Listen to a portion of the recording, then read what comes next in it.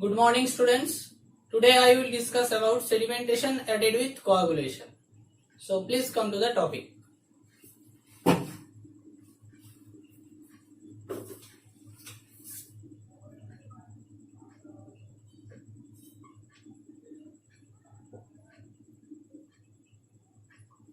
It is sedimentation with coagulation.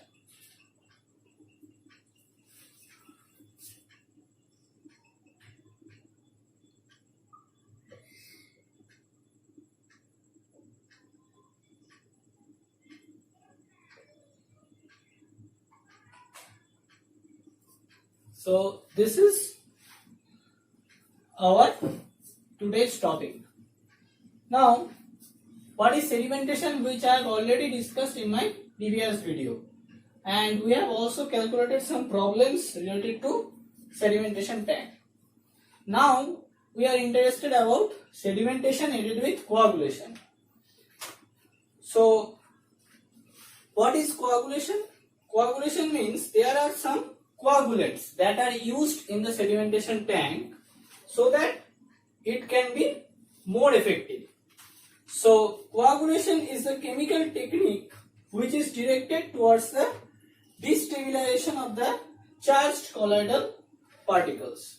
So first of all, we have to know what is coagulation. So please write down. It is a chemical technique which is directed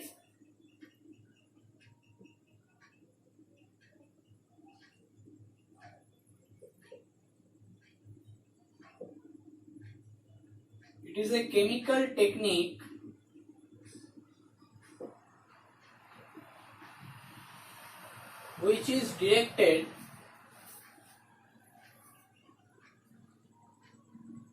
towards the destabilization of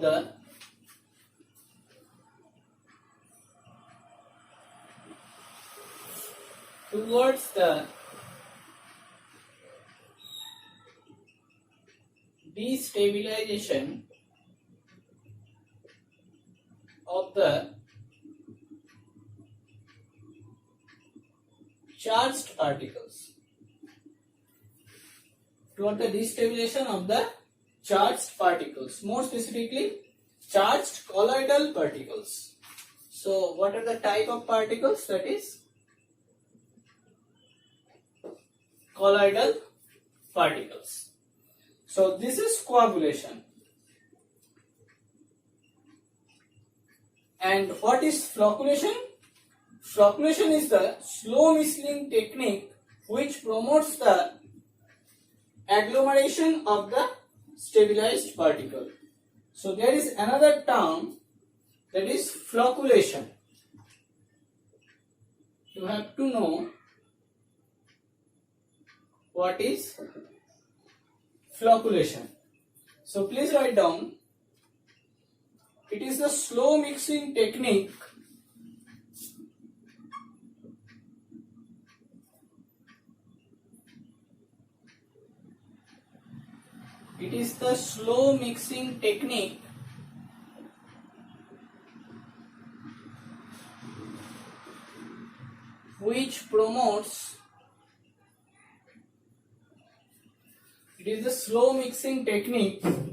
which promotes the agglomeration of the stabilized particle.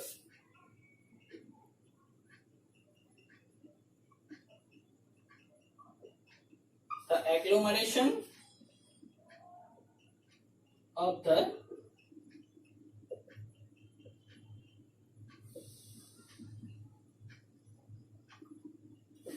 stabilized particles. So this is actually known as flocculation. Now, the coagulation before sedimentation is almost universally adopted in all the major water treatment plants and is followed by rapids and filtration. First of all, we have to know what are the coagulants used for coagulation. So please put on a heading that chemicals used for coagulation.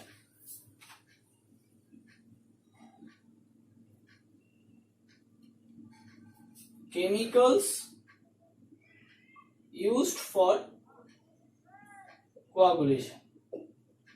These chemicals are actually added in the sedimentation tank. The first one is alum.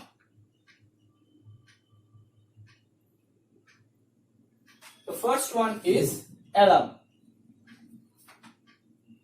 Alum is the name, that is aluminium sulfate with its chemical formula Al2SO4 thrice 18H2O. So what is alum? Alum is Al2SO4 thrice 18H2O. This is actually alum. The alum, when added to the raw water, it reacts with the bicarbonates, alkalities, which are generally present in the raw supply, so as to form a precipitate which is known as flock of aluminium hydroxide. And this flock attracts other fine particles and suspended matters, that means colloidal particles, and thus grow in size and finally settles down to the bottom of the tank. This is actually the use of alum. Now we have to know what is the chemical reaction behind this alum. So please write down the chemical reaction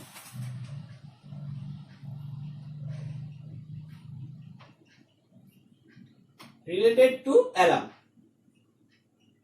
That is Al2SO4 thrice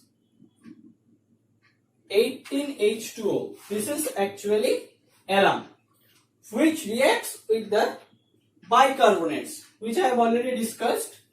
So that is 3CaHCO3 twice. This is the bicarbonates, and which forms calcium sulfate, that is 3CaSO4 calcium sulfate, and aluminium hydroxide precipitation, that is 2AlOH thrice aluminium hydroxide and carbon dioxide, which is precipitated and which is carbon dioxide. So this is the chemical reaction behind the alum in the sedimentation tank. Now from this equation, it becomes evident that the addition of alum to the water imparts permanent hardness to it, and in the form of calcium sulfate. The carbon dioxide gas, which is evolved, causes the corrosiveness. Now, it can also be seen that the alum reacts with the bicarbonates. Alkalinity, although total alkalinity is a measure of the bicarbonates and carbonates and hydroxide. Now, the alkalinity in the water in the form of a bicarbonate is typically at pH below 8.3 and above the pH 4.5.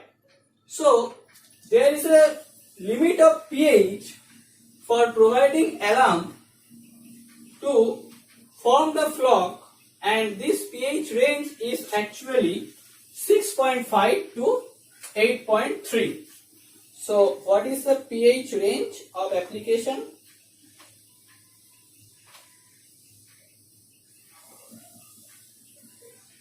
please write down the pH range of application is 6.5 to 8.3. This is the pH range of the application of alum, and the dose of the alum, which may vary from 5 mg per liter for relatively clear water to 85 mg per liter for highly turbid water. Okay, so please write down the dose of alum. It is also important how much alum should be added in the sedimentation tank.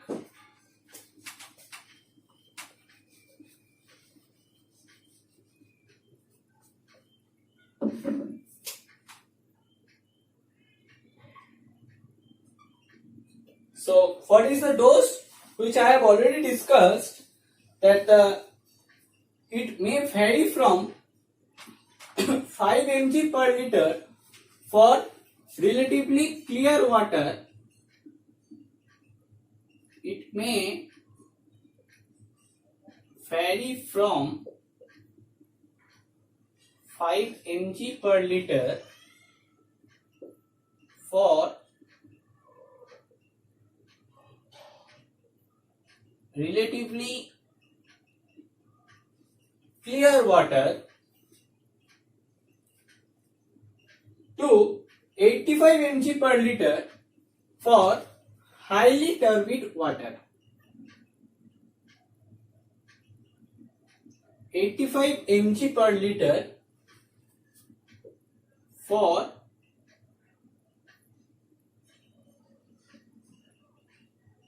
highly turbid water. Okay, this is the dosing of the alum. The average normal dose is about 17 mg per liter. So please write down the average normal dose is about 17 mg per liter. So this is the normal dosing of alum. Now there are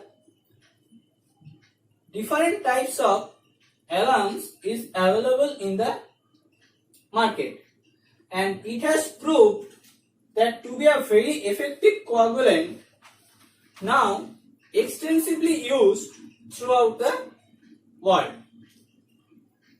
The only drawback in the use of alum is the effective pH range.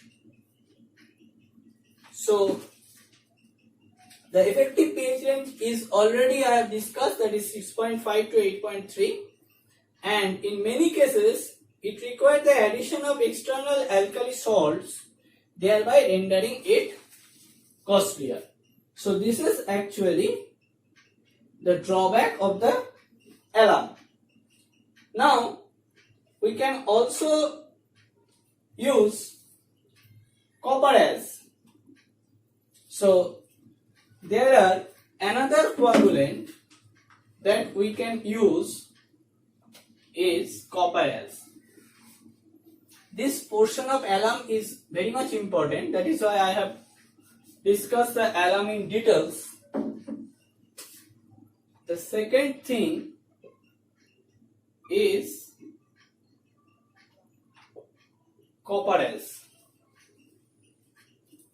which is also important.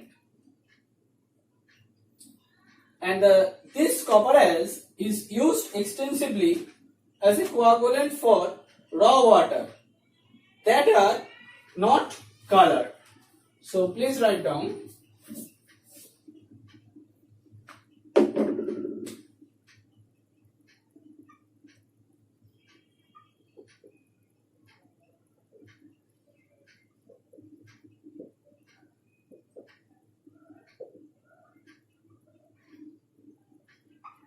It is extensively used for raw waters that are not colored. For raw waters that are not colored, and it is generally cheaper than alum. It is generally cheaper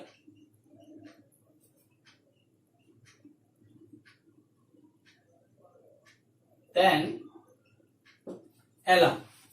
As well as the pH range, that means the effective pH range is 8.5 and above. So if the pH is greater than 8.5, then we can also use as copper as, where alum cannot be used for effectiveness. So this is the all about the copper as.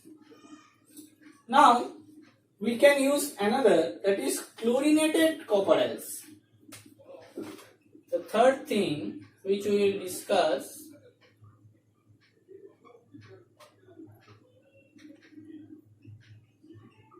that is chlorinated copper as. It is also used when chlorine is added in the solution of copper as, and the two reactions forms the ferric sulfate and ferric chloride.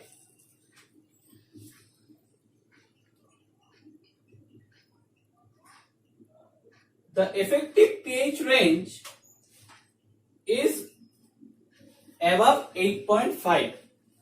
So please write down the effective pH range is above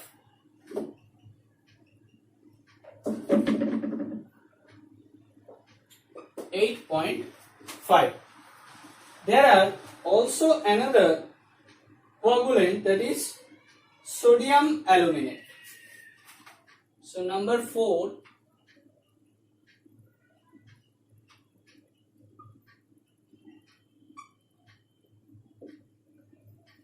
that is sodium aluminate. It is generally avoided for treating ordinary public supplies because this coagulant is about 1.5 times costlier than alum. So please write down, it is 1.5 times costlier than alum. So it cannot be used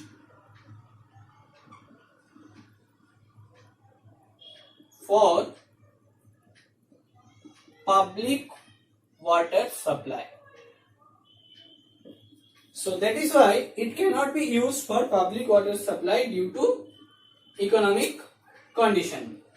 But it is very useful to treating the water which do not have natural desired alkalinity and cannot be treated with pure alum. So please write down, it is very much useful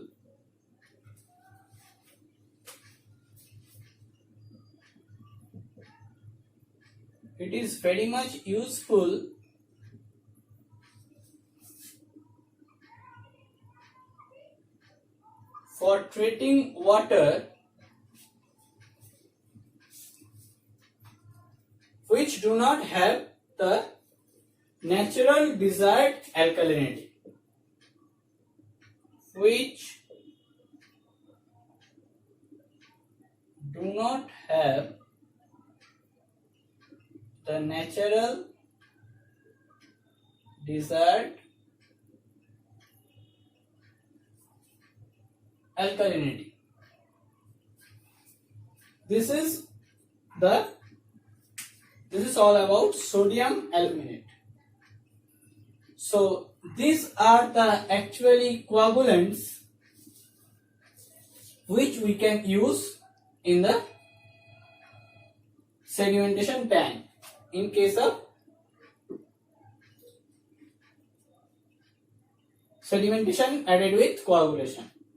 Now we have to discuss about the comparison between alum and iron salts. So please write down.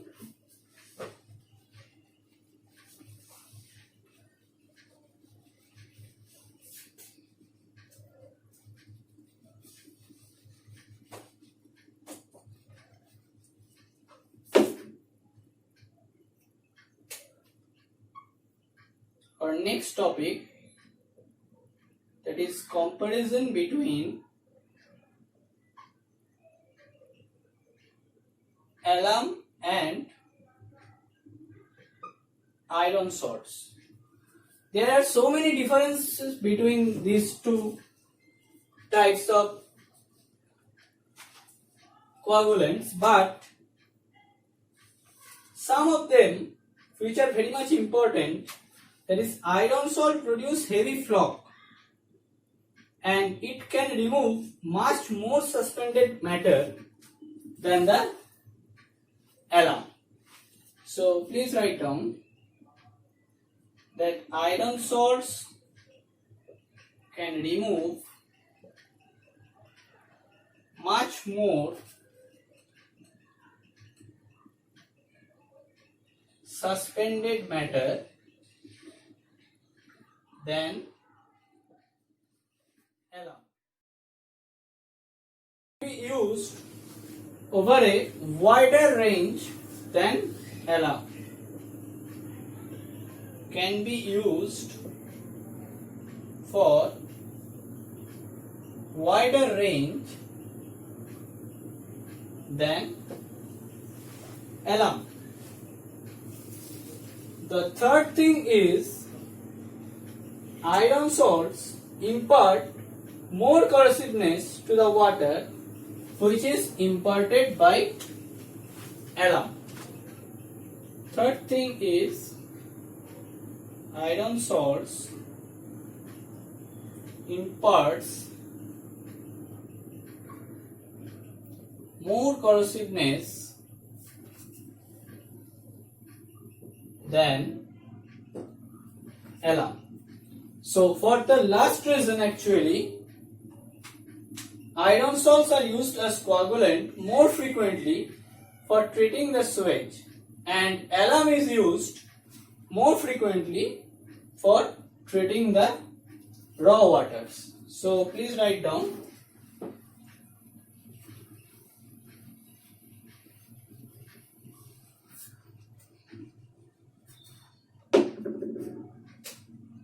The iron salts is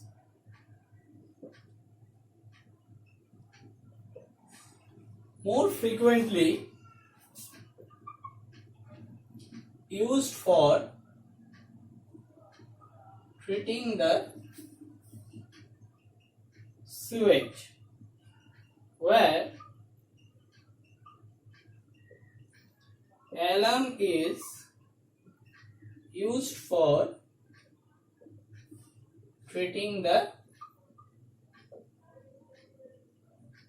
raw water. So this is all about the sedimentation added with coagulation.